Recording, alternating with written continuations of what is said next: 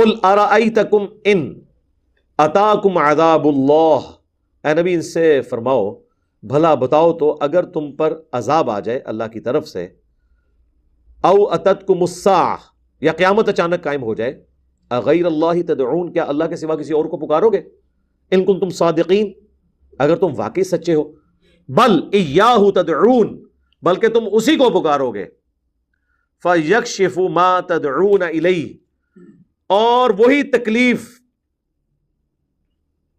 دور کر دے گا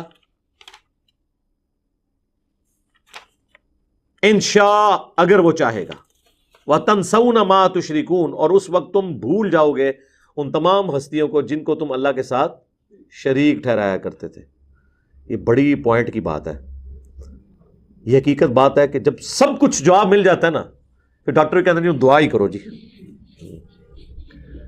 یہ ہے نا، یعنی حقیقت بات ہے۔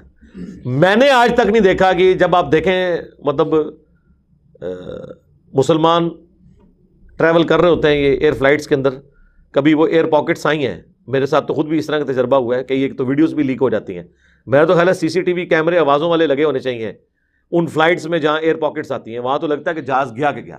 ایئر پاکٹس یعنی ایسے گیپس آ جاتے ہیں یہ چائنا کی فلائٹ کے دوران اور ایسی جگہوں پہ کہ سیکنڈز میں جہاز جو ہے نا وہ 1-1.5 کلومیٹر نیچے آ جاتا ہے ایک دم، کیونکہ نیچے سے ایئر ختم ہو جاتی ہے، اسے ایئر پاکٹ کہتے ہیں۔ ایئر کی وجہ سے جہاز اڑ رہا ہے نا، ایئر ہی ختم ہو جائے ایک دم ہی نیچے آ جائے گا نا، یعنی سمندر میں بحری جہاز پانی کے تیر ہے، پانی تھلو کھینچ لو، اسی طریقے نہ کسی بندے تھلو زمین ہی کھینچ لو تو ایک دم وہ جہاز نیچے آتا ہے۔ اب جب ایک دم جہاز نیچے آتا ہے اور آپ نے اگر سیٹ بیلٹ نہ باندھی ہو، جا کے چھت سے لگیں گے آپ دھڑل کر کے، وہ پھر ان کو پتا ہوتا ہے، وہ پہلے ہی کہتے ہیں بھائی سیٹ بیلٹ باندھ کے رکھنی ہے آپ نے، وہ ایسے ایسے دل ڈول رہا ہوتا ہے، ایسے ایسے ہر چیز جو ہے وہ بندہ کہتا ہے جہاز، اور پھر جب طوفان آتا ہے نا تو وہ اس کے جہاز کے جو پر ہیں نا وہ اتنی تیزی سے پھڑپڑاتے ہیں، ظاہر ایک تنکا ہے نا جی ہوا کے اندر، تو اتنی بڑی انوائرمنٹ میں ایک مجھے بتائیں جہاز کیا ہے، اور جب تیز آندھی چلے اور اتنے بڑے اس کے پر ہیں، وہ اتنی زور سے پھڑپڑاتے ہیں لگتا ہے کہ ابھی ٹوٹ گئے۔ وہ جہاز کا اگر پر کہیں تھوڑا سا بھی ٹوٹ جائے تو وہ جہاز نے تو گر جانا ہے، تو اس وقت آپ دیکھیں لوگ کس طرح چیخو پکار کر رہے ہوتے ہیں، کوئی کلمہ پڑھ رہا ہوتا ہے، لیکن سارے پکار اللہ کو ہوتے ہیں، ادھر کوئی شخص کسی بابے کو نہیں پکارتا، سب اللہ کو پکارتے ہیں، بابوں والے بھی بابوں کو بھول جاتے ہیں۔ اور یہ تو اللہ تعالیٰ نے کہا کہ اے نبی ان سے فرماؤ، یہ تو کافروں سے اس وقت کہا جا رہا تھا نا، آج بھی یہی رول ہے۔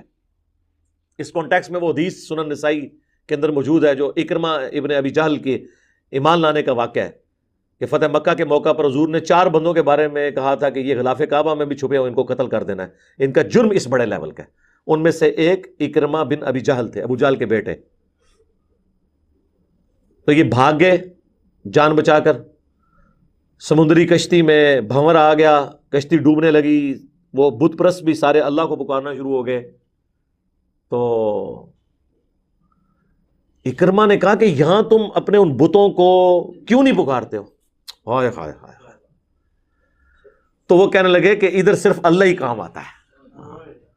یہ ان کو بھی پتا تھا اس بات، اور ان کا تجربہ تھا کہ اللہ سے مانگتے ہیں اللہ تو پھر اللہ ہے نا جی، اور رحم کھاتا ہے پھر مہلت دے دیتا ہے۔ تو انہوں نے کہا کہ یا اللہ اگر آج تو نے مجھے بچا لیا نا تو میں تیرے نبی کے ہاتھوں میں ہاتھ دے کے اسلام قبول کر لوں گا، آج ایک آخری چانس مل جائے۔ بس اللہ نے دے دیا، قسمت میں ہدایت لکھی ہوئی تھی، کشتی بچ گئی، واپس آئے چھپتے چھپاتے، کیونکہ یہ بھی خطرہ تھا مارے نہ جائیں، حضور کے پاس پیش ہوئے۔ اب دیکھیں نبی علیہ السلام نے قتل کا فتویٰ جاری کیا ہوا ہے، شفقت یہ ہے، ٹھیک ہے جی، یہ ہوتے تو کہتے ایک ہی سزا سر تن سے جدا، اور جس کو نبی کہہ رہے ہوں کہ ان کو غلاف کعبہ میں نہیں چھوڑنا، پیچھے تو کوئی بات ہی نہ رہ جاتی۔ اللہ کے نبی کے پاس آئے گا یا رسول اللہ معافی، اسلام قبول کر لیا اور اسلام کے مجاہد بن گئے۔ یعنی آپ دیکھ لیں 8 ہجری میں اسلام قبول کیا ہے، 13 ہجری میں جنگ یرموک میں رومن امپائر کے خلاف لڑتے ہوئے شہید ہو گئے۔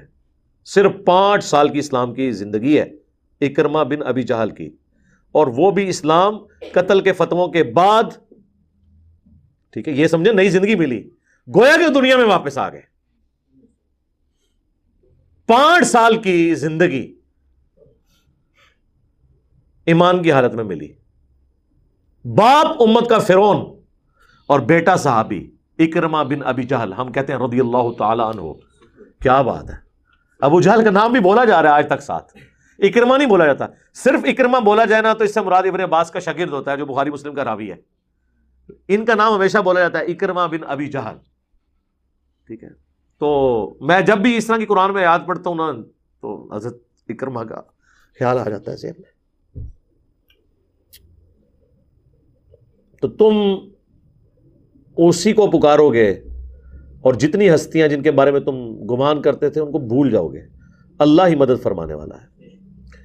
یہ دیکھ لیں جی، یہ اللہ نے انسان کی نیچر میں چیز رکھی ہے. یہ بابوں کا آپ لوگوں کو پڑھا رہے ہوتے ہیں نا، جو ایک چھوٹا بچہ ہے نا کسی بھی فرقے کا، اس پہ جب بھی کوئی مشکل آئے گی نا، اگر مسلمان کے گھر وہ بچہ پیدا ہوا ہے تو وہ اللہ ہی کو پکارتا ہے. جب تک کہ آپ اس کو یہ بتا نہ دیں کہ ٹیکا لگنے لگے تو یا شیخ عبدالقادر جیلانی پڑھ، وہ تک نا ویڈیو، وہ بچے نے پڑھایا ہوا ہے. ادروائز بچے تو سیدھے سے سوال کر لیتے ہیں نا. آپ جن بزرگوں کے بارے میں بڑے بڑے کلیم احترام کیے ہوئے ہیں تو بچے تو سیدھے سے سوال ان کے بارے میں کر لیں گے. آپ لوگوں نے کبھی سوچا بھی نہیں ہوگا کہ آپ سے کوئی ایسا پوچھ سکتا ہے. ٹھیک ہے، میں آپ کو اپنا بتاتا ہوں. ہم اسلام آباد میں جب گھر بنوا رہے تھے نا تو ہم نے جو مستری لگایا تھا نا وہ کرسچن تھا، پروٹیسٹنٹ کرسچنز جو ہے نا وہ بدعت اور اس طرح چیزوں میں نہیں پڑتے. بت وغیرہ یہ جو آپ کو عیسیٰ علیہ السلام کا بت اور مریم سلام اللہ علیہا کا بت ملتا ہے نا، یہ سب کچھ کیتھولک کے اندر ہے. وہ پروٹیسٹنٹ، ان کو وابی کہتے ہیں. عیسائی اپنے اندر وابی کہتے ہیں پروٹیسٹنٹس کو. حالانکہ ان کا شرک بھی بہت اوری ہے، وہ حضرت عیسیٰ کو خدا مانتے ہیں ڈائریکٹ. وہ کہتے ہیں یہ 2 in 1 ہے. لیکن عیسیٰ علیہ السلام کا بت نہیں بناتے، کوئی شبیہ نہیں، کوئی اس طرح کا معاملہ نہیں. تو وہ ہمارا جو مستری تھا نا، وہ جب ہم ریورٹ ہوئے تو کہنے لگا سر جی میں تو پہلے بھی سوچتا تھا کہ پڑھے لکھے بندے نے یہ جناب اتنے آندے تے جا کے مزار کو بابا مرے ہے جتنے وہ جدے کو جاندے نے.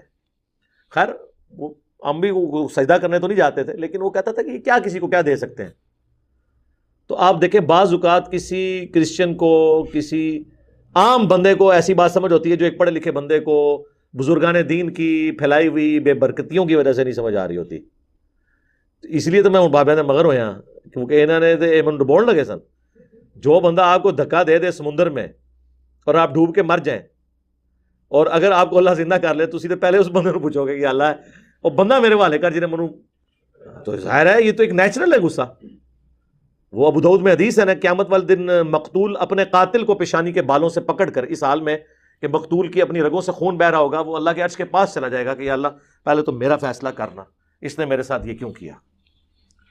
تو ہم نے بھی ان کو جو ان کے بابوں کو پیشانی سے پکڑا ہوا ہے اور گھسیٹ رہے ہیں اس کی وجہ سے کہ یہ تمہاری آخرت برباد کرنے لگے تھے. دنیا برباد کوئی کر بھی دے تو کوئی مسئلہ نہیں ہے اگر آخرت بن جائے، لیکن آپ سے آخرت چھین لیں. اور یہ وہ ہیں جنہوں نے دنیا بھی چھینی ہے، آپ کی آخرت بھی چھینی ہے. نہ آپ کا مال چھوڑا، نہ عزت چھوڑی، جب موقع ملے عورتیں بھی نہیں چھوڑتے، آخرت تو چھینی ہے.